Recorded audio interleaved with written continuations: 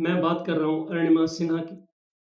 21 साल की लड़की हँसती-खेलती हुई अपनी ज़िंदगी बिता रही थी और वो एक नेशनल प्लेयर थी, वॉलीबॉल की नेशनल प्लेयर। और वो लखनऊ से दिल्ली जा रही थी 11 अप्रैल 2011 की बात। बरेली के पास कुछ गुंडे या यूँ कहिए कि 4-5 बदमाश चढ़े और अरुणिमा के पास आकर बैठ गए। उन्होंने देखा उसके गले में सोने की चेन है। उन्होंने उससे कहा कि ये सोने की चेन हमें दो और उस पर हाथापाई होने लगी। अरुणिमा ने मना कर दिया। इस पर हाथापाई होने लगी और उन चारों बदमाशों ने उस लड़की को उठाकर ट्रेन से बाहर फेंक दिया। साथ की पटरी से दूसरी ट्रेन जा रही थी। अरुणिमा जाकर उससे टकराई और नीचे गिर गई। दोनों ट्रेनों के बीच में पड़ी। दोनों ट्रेनें गुजर गई, लेकिन वो बेहोश उस पटरी के ऊपर ही पड़ी रही। जब वो उठने की कोशिश करने लगी, वो उठ नहीं पाई क्योंकि शरीर पूरी तरह सुन्न पड़ गया था। दिमाग काम कर रहा था लेकिन शरीर काम नहीं कर रहा था। एक के बाद एक ट्रेन आ और जा रही थी, लेकिन वो पटरी पर ज्यों की त्यों पड़ी हुई थी। बहुत चीखी, बहुत चिल्लाई, लेकिन कोई बचाने नहीं आया क्योंकि रात का समय था। और रात के समय में एक के बाद एक ट्रेन आती जाती रही और उन 7 घंटों तक वो उन्हीं 2 पटरियों के बीच में पूरी रात भर कराती रही। दर्द से तड़पती रही। सवेरा हुआ। कुछ गाँव वालों ने देखा और उसे उठा कर के बरेली हॉस्पिटल में पहुँचाया, क्योंकि ये घटना बरेली के आस-पास ही हुई थी। डॉक्टरों को उसे उसका एक पैर काटना पड़ा। बिना एनेस्थीसिया के ही उसका पैर काटना पड़ा। उस लड़की ने खुद हिम्मत से कहा कि जब मैं 7 घंटे ट्रैक पर पड़ी हुई थी, अपना दर्द सहन कर रही थी, तब मुझे बचाने कोई नहीं आया। अब आप तो मुझे बचाने की कोशिश कर रहे हो, तो जब मैं वो दर्द सहन कर सकती हूँ, तो अब आप बिना एनेस्थीसिया दिए आप मेरा ऑपरेशन कीजिए।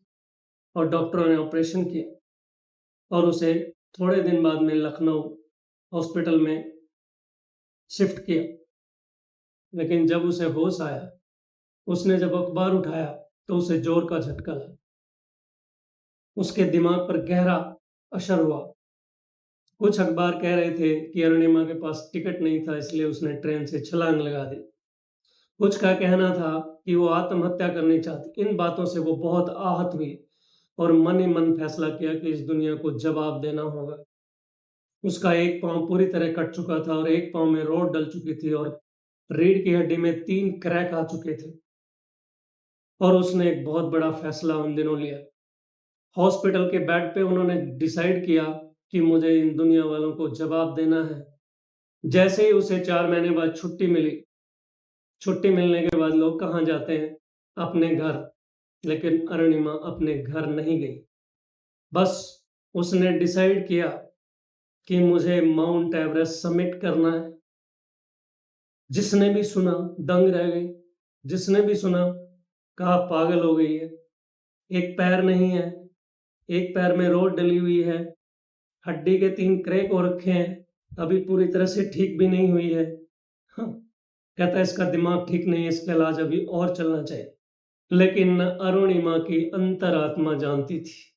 उसने फैसला कर लिया था कि मुझे ये करके दिखाना ही है। और वहाँ से वो सीधी बछेंद्री मैडम, जिन्होंने 1984 में माउंट एवरेस्ट फतह की थी, उनके पास पहुँच जाती। जैसे उन्होंने अपनी मन की बात उनसे कही, बछेंद्री पाल मैम की आँखों से आँसू आ गए। उसने कहा कि इतना जज़्बा, तुम्हारी ऐसी हालत में लोग घर से बाहर निकलना पसंद नहीं करते और तुमने इतना बड़ा फैसला किया।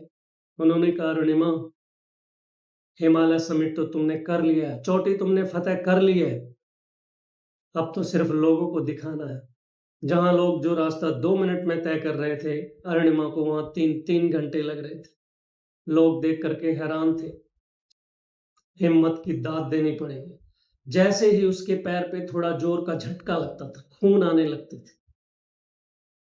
एक पैर में रोड है, एक पैर में आर्टिफिशियल लेग है, लेकिन फिर भी वो हिम्मत नहीं मानी। कहते हैं जहाँ चाह वहाँ राह। सबसे मुश्किल पड़ाव जो होता है, वो तीसरे कैंप के बाद शुरू होता है। तीसरे पड़ाव के बाद असली परीक्षा होती है, जब हेड टॉर्च लगा कर अरुणिमा आगे बढ़ रही थी। वो देख रही थी कि थोड़ी-थोड़ी दूर पर जैसे-जैसे वो जा रही थी, लाशें बिछी हुई थी, लोग मर रहे थे। उन्हें देख करके उसके मन में आया कि जिस चीज़ के लिए मैं जा रही हूँ, लोग उसके लिए मर रहे हैं, लेकिन वो उसका जुनून था। वो चलती जा रही थी और एक जगह पहुँची जहाँ पे एक व्यक्ति के प्राण निकल रहे थे। उसकी ऑक्सीजन खत्म हो गई थी और वो उसके साथ 15 मिनट तक खड़ी रही, कुछ नहीं कर पा रही थी क्योंकि ऑक्सीजन था नहीं और वो उसका हाथ हिल रहा था और तड़प-तड़प कर वो अपनी जान दे चुका था। अरुणिमा ने आगे कदम बढ़ाया। शेरपा भी साथ चल रहे थे। जैसे ही एवरेस्ट चोटी से थोड़ी दूर थे, तभी शेरपा ने कहा, अरुणिमा वापिस चलो। अरुणिमा को सुनकर एक झटका लगा। कहता क्यों? कहता अरुणिमा तुम्हारा सिलेंडर खत्म होने वाला है। तुम्हारा ऑक्सीजन का सिलेंडर खत्म होने वाला है। वापिस चलो, अगर जिंदगी रही तो दोबारा ट्राई कर लेना। अरुणिमा ने कहा नहीं, मैं जानती हूँ मुझे किस तरह से ये अपॉर्चुनिटी मिली है। मैं इस मौके को गंवाना नहीं चाहती। मुझे वापिस नहीं जाना है। शेरपा ने बहुत समझाया कि अरुणिमा कभी भी तुम्हारा सिलेंडर खत्म हो सकता है और तुम्हारी मौत हो सकती है। अरुणिमा ने कहा नहीं, मैं मंजिल के इतने करीब आकर वापिस नहीं जाना चाहती। मेरा अगला कदम आगे की तरफ है। शेरपा देखता रह गया। अरुणिमा ने आगे कदम बढ़ाया। शेरपा ने भी पीछे पीछे चलना शुरू किया और 2 घंटे बाद वो एवरेस्ट की चोटी पर थी। उसकी खुशी का ठिकाना नहीं था और वो चिल्ला चिल्ला के कहना चाह रही थी कि देखो दुनिया वालों, तुम कहते थे मैं लड़की हूँ, दूसरा मैं विकलांग हूँ, तीसरा मैं मिडिल फैमिली से हूँ। मैं क्या एवरेस्ट सबमिट करूंगी? आज मैं चोटी पर हूँ। उसे मौत का कोई खौफ नहीं था। वो इतनी खुश थी भारत का तिरंगा झंडा लेकर के और आसमान की तरफ देख रही थी। अपनी जीत का जश्न मना रही थी। उसे किसी प्रकार की कोई फिक्र नहीं थी। इतने में ही शेरपा कहता है अरुणिमा चलो, जल्दी चलो, तुम्हारा सिलेंडर खत्म होने वाला है। तो जैसे ही वो थोड़ा नीचे आए, अरुणिमा का सिलेंडर खत्म हो गया। वही हुआ जो डर था। शेरपा ने कहा अरुणिमा हिम्मत मत हारो, मुझे तो ये भी विश्वास नहीं था कि तुम एवरेस्ट की चोटी पर पहुंच भी सकती हो, लेकिन तुम पहुंची। तुम 7 घंटे रेलवे ट्रैक पर पड़ी रही, वहां भी तुम्हें मौत नहीं आई।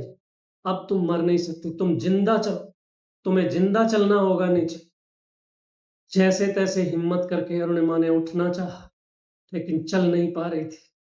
कहते हैं जो अपनी सोच और अपनी ताकत को पूरी तरह से एक तरफ लगा देता है, तो कायनात भी उसके साथ खड़ी हो जाती है।